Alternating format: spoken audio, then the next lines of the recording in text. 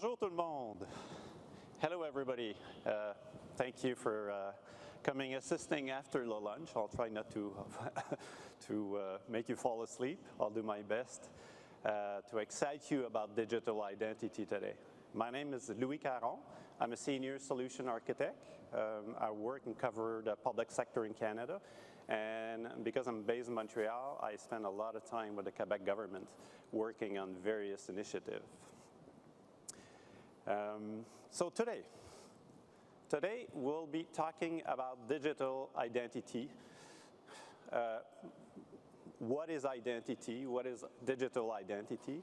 And most of the presentation will be talking about what's going on around the world, what other countries have done, and how do you actually tackle these projects of deploying digital identity system in government.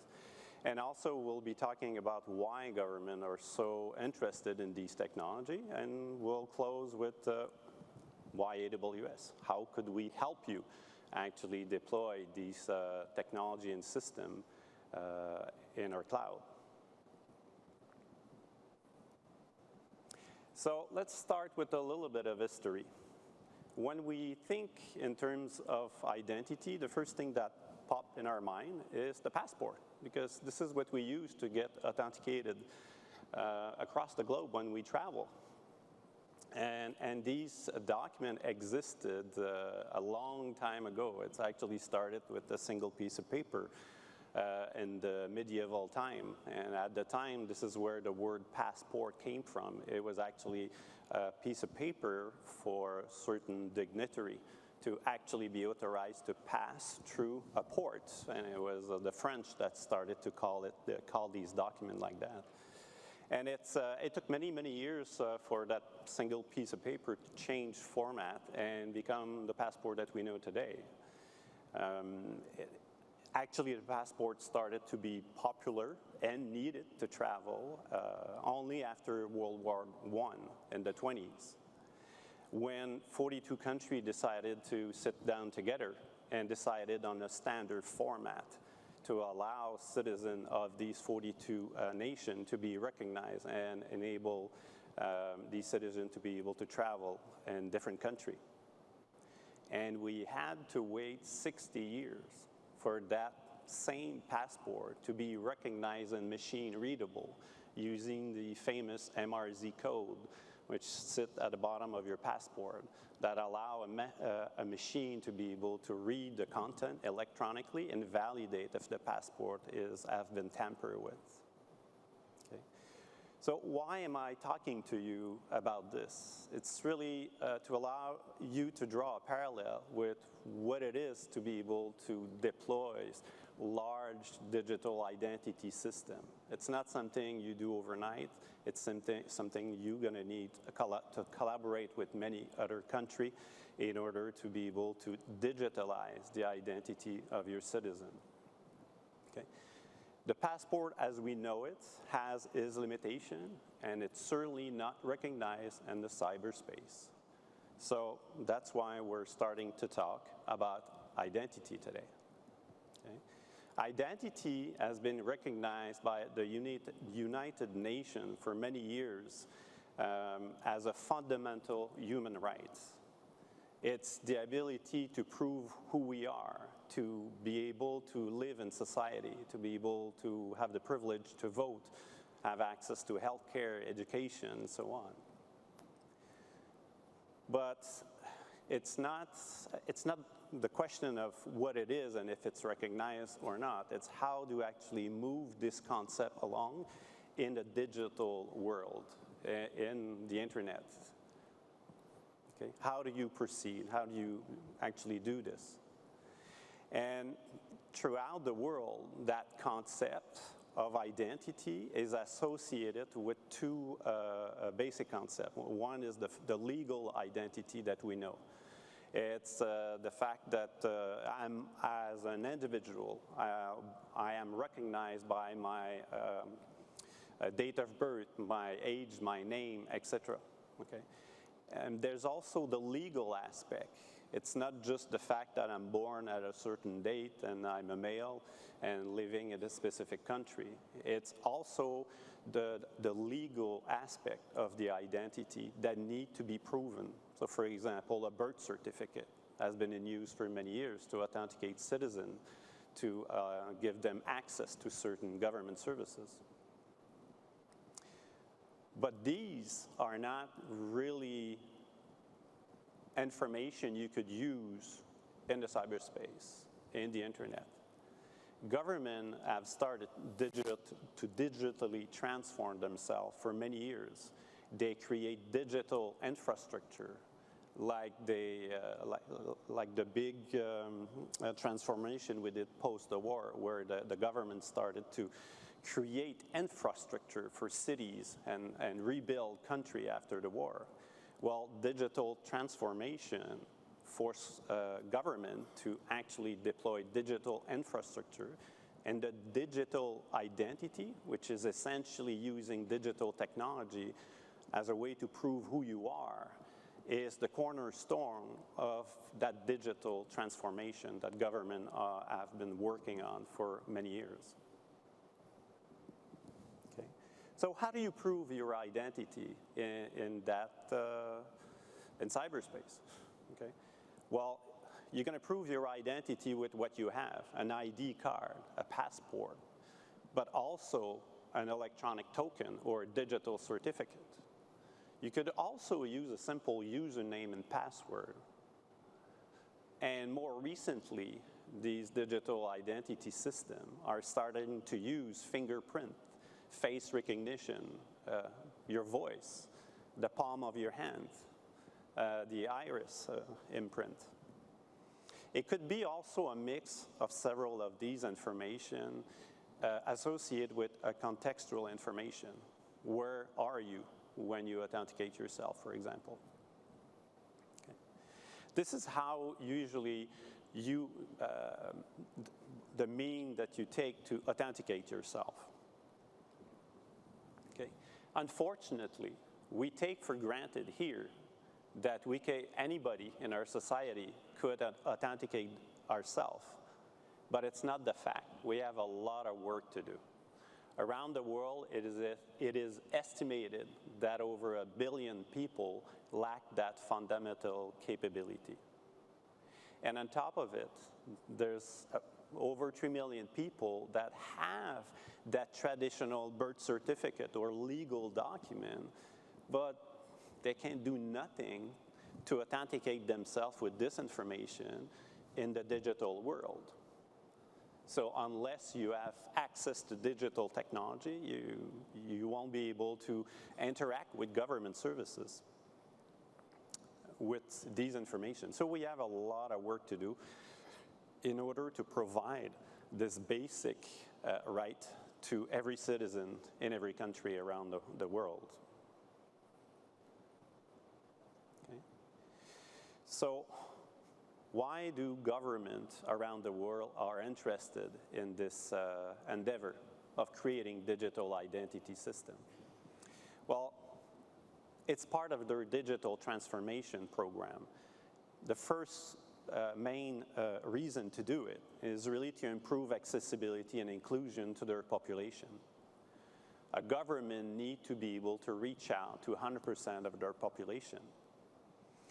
The COVID crisis have demonstrated clearly that the government, if they want to be responsible and support their citizens, need to be able to be agile to provide public services when they're faced with crisis, but they also need to know where are their citizens, who needs their help, and allow them to consume these services. So it's really about reaching out to everybody within their country, and to be able to include everybody, even people with low income that live in a very remote location. It's also a way for government to fight fraud, to make sure they provide the necessary support to their citizens and not to people that commit fraud. And digital transformation is really about the government transforming the old manual process and paperwork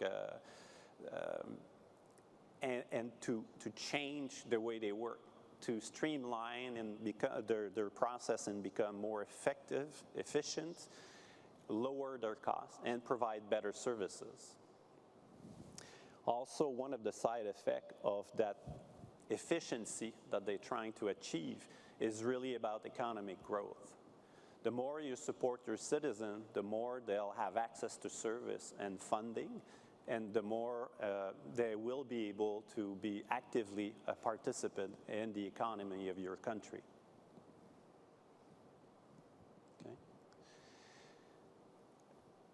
Okay. Let's talk now about digital identity model in terms of technology deployment. So here's a couple examples of various countries that deploy digital identity model for several years now. So there's three models that exist out there. The centralized one is the one that most people know. It's actually the government deciding to implement a central database where they're going to locate a unique identifier to authenticate every citizen in the country. This is what we call the centralized model. Okay. So countries like Argentina or India, Philippines, they all have centralized systems that have been deployed for many years.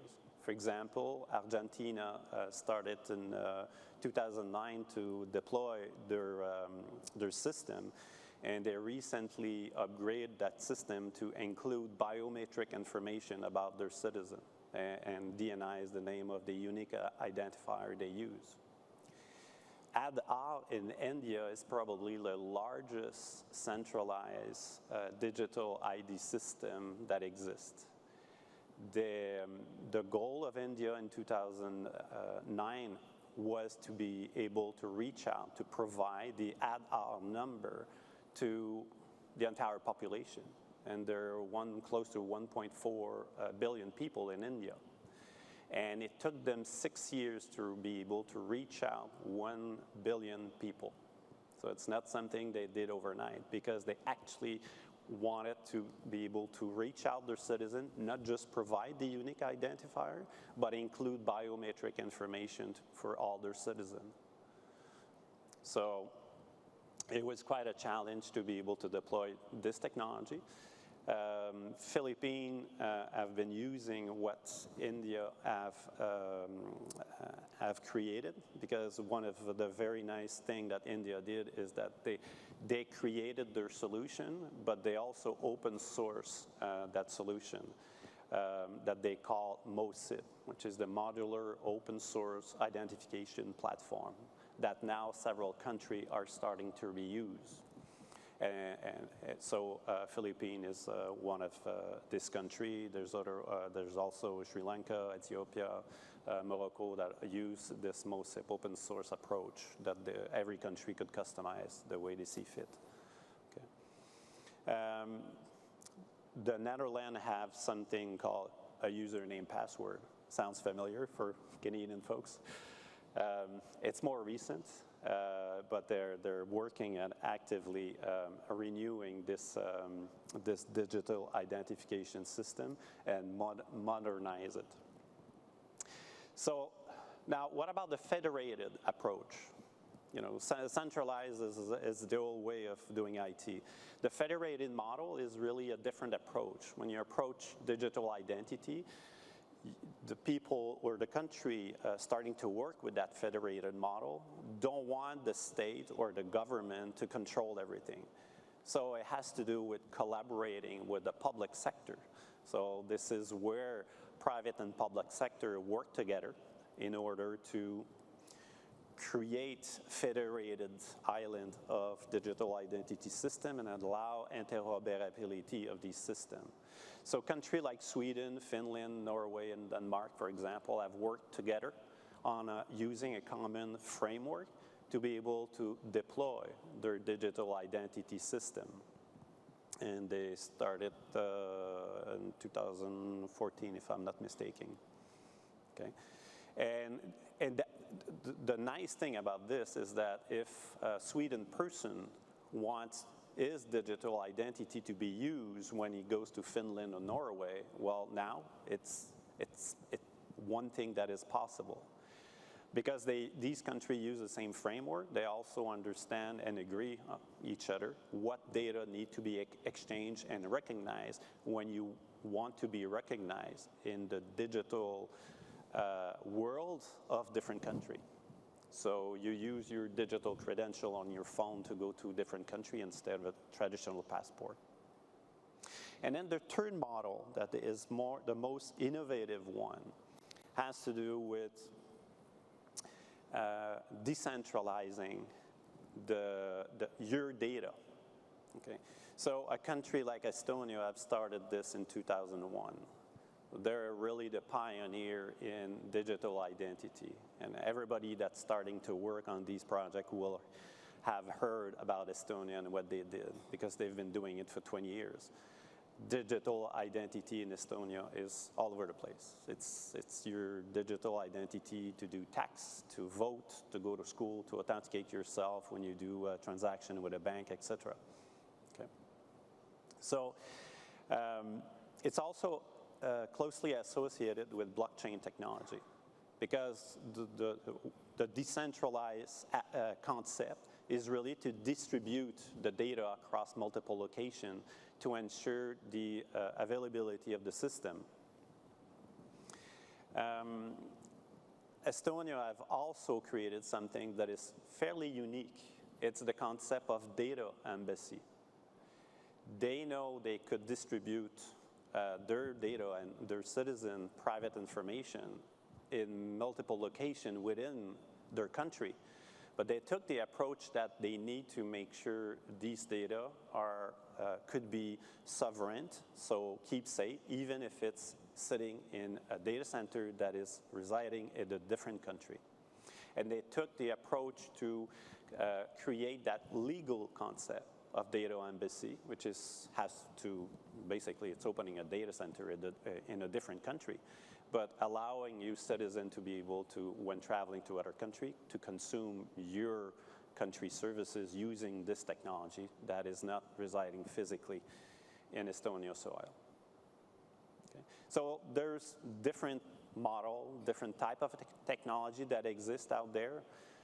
They all have their own advantage and disadvantage. So when starting to work on these projects, you're going to need to start reading a lot about what the technology and what model suits is best for you.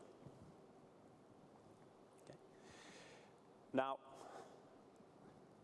let's put aside the technology and let's look about the type of identity system that exists.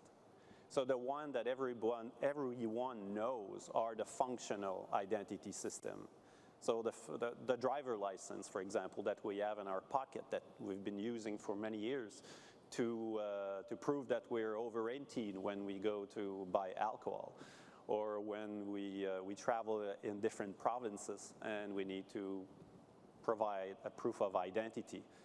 And we usually use functional ID to authenticate ourselves when we don't have a passport, for example. But these functional ID are not recognized in the digital world. So it's useless. You need something else. And this is why governments around the world are pushing to develop foundational ID. That means a countrywide recognized way to recognize citizens in the digital world. And many governments have started to work actively on this, especially after COVID. Because COVID was really, it rattled the cage. We realized that we were not equipped as citizens to be able to exchange electronically information with other countries. And so we created this in a big rush, that medical electronic passport, for example. And many countries struggle about how to do this, what data to put in these digital passports. How do you ensure people don't fraud these systems? And that's why many governments around the world are starting to heavily invest in foundational ID. Okay. It's also to support the economy. It has to do with the fact that they want to accelerate their digital transformation, and the use case is the government supplying the infrastructure framework, so the essential element needed to authenticate citizens to be able to benefit the commercial sector. So for example, a bank could authenticate their user by using a government digital ID, which is not the case right now. Banks have to create their own system to prove what their clients are. For example, the famous KYC in finance. Okay. So there's many reasons why the government are acting or developing actively these digital identity systems. Okay. More recently, around the world, including here in Canada, we're starting to hear about the self-sovereign identity. Okay. This is something new, but has to do with empowering the citizen. So, for example, in the centralized system, when it's all closed and everybody wants, the government is controlling everything, as a citizen, you're left out. That's the feeling you have. And nowadays, it's not something that is really socially acceptable. As a citizen, you want to have visibility on your identity. You want to be able to provide authorization of sharing your information, have visibility to validate that that information is the right one, and you want to know how this information is managed and how is it shared. So a country like Estonia doing exactly that type of things. As a citizen, you have control and visibility on that type of information that is yours. It's your private data. So when you go and do a transaction with a financial institution and they ask you for proof of work or age or any type of proof that you need to supply to the bank, well, you're going to electronically authorize the certain information to be transmitted to that financial institution, but without revealing it to the individual sitting in front of you, which is very interesting to protect your personal data. Okay. So you're going to hear more and more about the self-sovereign identity because all the latest and greatest developments of these systems often will refer to how could we revamp the traditional identity system with these type of functionality that our citizens require nowadays. Now, we're all technology people, and I'm afraid to say that as a technology people, well, you should not approach digital identity as a technology project. It's an interesting technology project to deploy. But, you know, the first obstacle will be the social acceptability of what you're trying to implement as a government. And the most challenging aspect will most probably going to be the legal aspect of the system you're trying to deploy. And often countries are rushing the technology and trying to push the digital identity system out the door to be able to take advantage of what these systems could bring to the country, but fail to do their homework.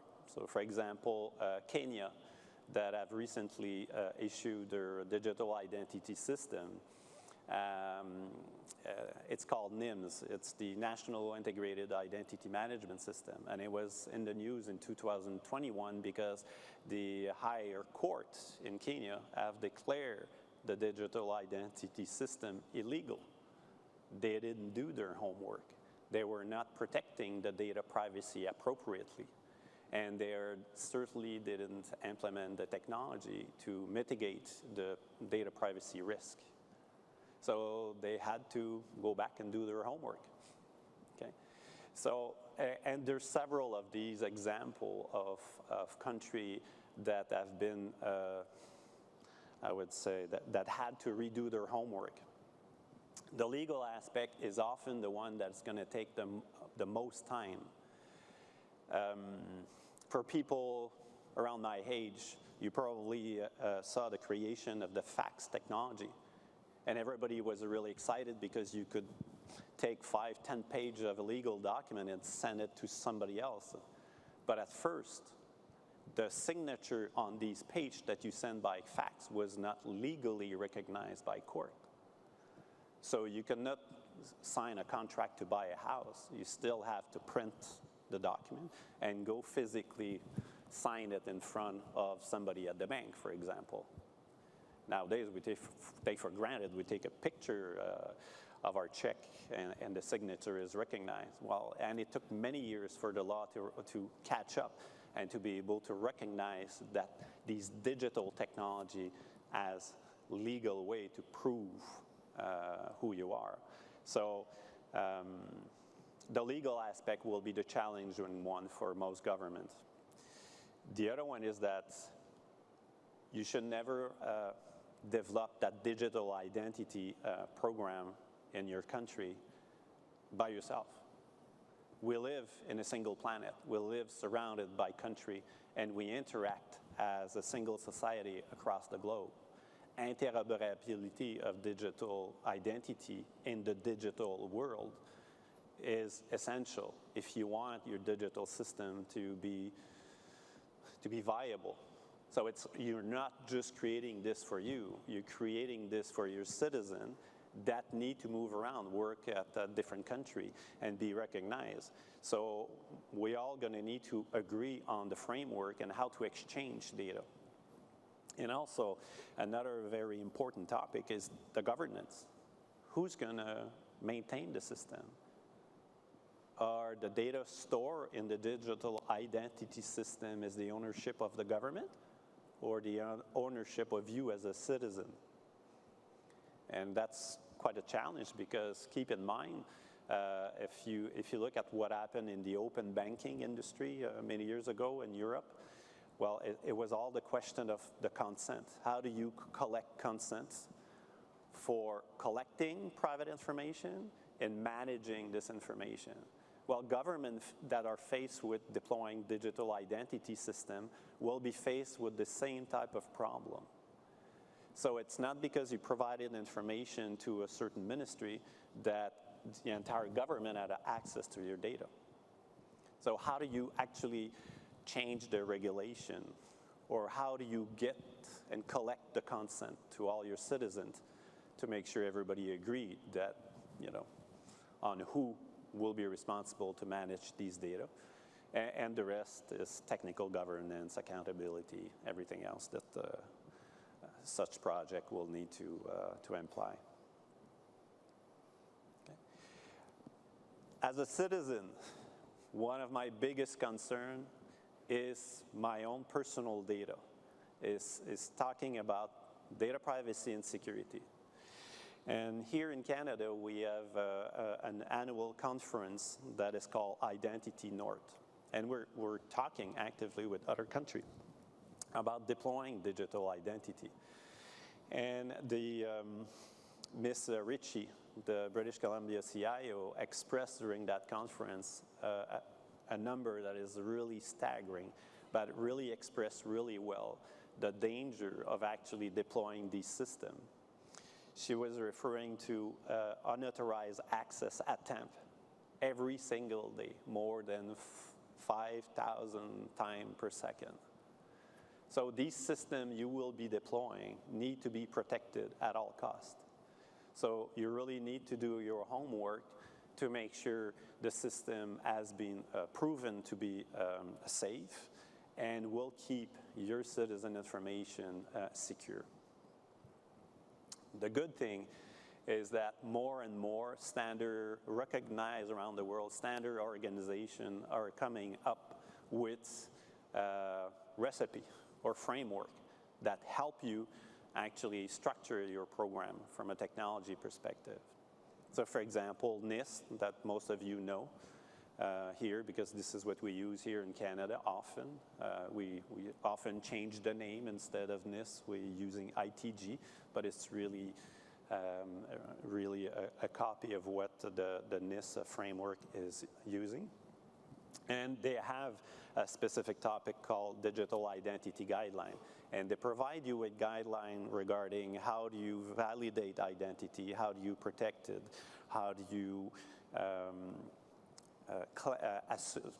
take a claim and electronically exchange this information.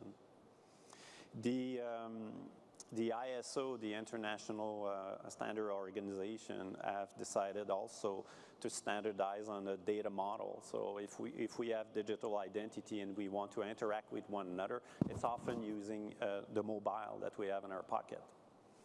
How do you do this? How do you standardize the data model to be able to do this so your digital identity will be recognized anywhere? They went even further, and this is really surprising when I started to do these research. ISO 5009 has to do with the fact that you would need to identify an individual, not as a person, but as a person having a certain function within a company. So if I'm a CFO, I'm entitled to sign certain documents, check, expense, stuff like that. And this information need to be standardized. Well, for example, ISO 5009 have created what they call the verifiable legal identity identifier that allow a person to be authenticated within a company. So electronically, we'll be able to interact and recognize these people in this position. In Europe, in 2016, a law came into effect, and it was mandatory by 2018 that electronic identifier would be recognized by all the country part of the EU. But unfortunately, it took until 2020 for 15 countries to decide to agree on a data model and schema to be able to exchange these data and recognize finally the digital identity. So even if they pass the regulation, they still have a lot of work to do. And they recently suggested to create a digital wallet to be able to accelerate the adoption of these new digital systems in Europe.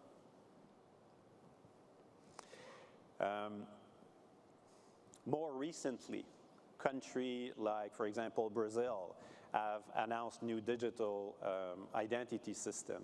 They use multi-factor authentication to be able to, for those of you who are familiar with digital identity, we have what we call the step-up authentication. So the more proof you have of your identity, a bigger or larger amount of service you'll be able to use. So depending on how you authenticate yourself, you will be able to have access to different type of government services. And this digital identity system was developed and deployed in collaboration with the private sector as well. And other countries, for example, Morocco, the one I mentioned, or Ethiopia, are all working on using the open source version, the MOSIP platform, to be able to deploy, and they're actively working on deploying these systems. The goal of these countries is to be able to provide identity as a service, not only for public service, but also for the private sector as well. Because the goal is to be able to allow citizens to have more access to a lot more service. Okay? And these systems, they keep in mind the fact that they want to find a way to empower their citizens, to provide them, and it's actually going to accelerate the social acceptability portion of that project of yours. More and more countries are starting to collaborate. In 2020, the Digital Identity Working Group, which is regroups several countries, Canada is part of it, we all agree on 11 core principles in order to develop our respective digital identity system, but also agree on core competency and information that is needed in order to be able to exchange these data among our country. Okay. And not so long ago, last year, when the G20 met, they recognized digital identity as a priority as a way to allow government to accelerate their digital transformation. So it's really top of mind for many governments around the world. So what do we do here in Canada? Well, in Canada, we have the Digital Identity and Authentication Council of Canada. It's called DIAC. It's a nonprofit coalition of public and private sector leaders. Basically, they're all working together to create what we call the Pan-Canadien Trust Framework. It's essentially a framework that allows technology to be developed individually, so for example, by every province, but we all agree on a certain framework to allow independence and the deployment of the technology, but to ensure compatibility. There's also the Voila Verify program that was created, and it's a program that allows a third party to actually validate, is the system I've created in my province, for example, using that framework, respect the framework, was it built properly, following all the right guidelines. This program is to make sure every system will be compatible across the country, that you work at the provincial or federal government level. Okay? So it's really collaborating with private and public sector to be able to recognize that single identifier for Canadian citizens in private and public sector. Okay? So how could digital identity benefit from the cloud? Well, the first important point is really the security. Deploying digital identity system, you'll need to secure these systems, and the cloud has more capability to help you secure your environment. You also, with the public cloud, you'll have access to many tools that will help you automate the various tests that you need to be able to test your platform and automate response related to security incidents, for example. All these technology are omnipresent, like are present in the AWS cloud, but in traditional data center, this was really hard to do. Also, you're going to need a lot of agility. You won't work on these large projects on your own. Even if you start to work, you're going to need collaborating with third party, if it's just to test the security or the functionality of the system you intend to deploy. Okay? So the agility also relates to the fact that you're going to need to adapt your digital identity system often and quickly, because technology change often. So you need to keep up. And the cloud will give you access to that capability. The reliability is another very important point. Your digital ID system will be providing services to citizens across your country. You need that system to be available all the time. It could not fail, like the 7x24 nonstop. So AWS, with the many regions we have around the world, and our concept of many availability zones as well, are what you need to be able to distribute your system and make sure it's always going to be up and running and not fail. Okay. Scalability it's going to be interesting at two levels. First of all, when you're going to deploy your system, you're going to intend to benchmark it, and you're going to need to benchmark it often. But imagine if you're a large country with 300 million people, like Canada, and you intend to do a proof of concept or several proof of concept to validate functionality or security, and you need like only 10% of the user. So you're going to need to represent several million users just to do your proof of concept. So imagine a country like India et al. That had to do proof of scalability on their 1 billion user. That represent a proof of technology for 100 million people. So, and the second part is that when you put your system into production, you don't know how many people are actually going to start to transact with it. It's a big unknown. It's not like you had an existing system to compare. So you need to be ready to scale at any point in time. And the cloud will offer you this. And finally, it's cost effective.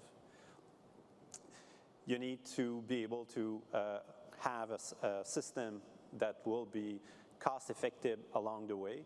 And you could take advantage of the various offer and saving plan that AWS has to offer you flexible pricing model. Okay. Now, if you want and intend to learn more about digital identity, we have the AWS Institute. It's a top leadership and executive education program that we have. And we created, for example, that document called Digital Identity, the Opportunity for Government. It's not just a one-pager. It's a big document, passing in review every information that you need to know when creating these digital identity system. We also have took the time to interview an official from India, and she's speaking about her experience of deploying the Aadhaar system in India. So it could be very interesting. She's talking less about technology, but more about what the challenge the government had in deploying this system across such a large country. Okay. I also included here several blogs that are talking about technology and sometimes just about how to proceed and related to strategy deploying these large systems. So it could be really interesting for you. And as a conclusion, okay, taking digital identity from inception to launch is a long and complex process. There isn't one model, one size fit all. You're going to need to analyze the various technology that exist out there that suits your need. Okay. It depends who you are as a country, the value that you have, and how do you intend to leverage this technology. Okay. For the many years that these systems have been in existence, and they all started between 2000 and 2009, it was proven that it's not a single government that could do this on its own. It's a collaboration between private and public sector that need to work together to make these deployment a success and could benefit your people and the society you live in. Okay. So that concludes my presentation. If you're not yet certified, but like to work with AWS, we provided you here with the information that allow you to have access to the 12 certification that we have. That could be interesting to increase your knowledge with the AWS technology. And finally, I would like to thank you for the time, for assisting to this presentation. And don't forget to use the app on your cell phone to score this presentation. Thank you.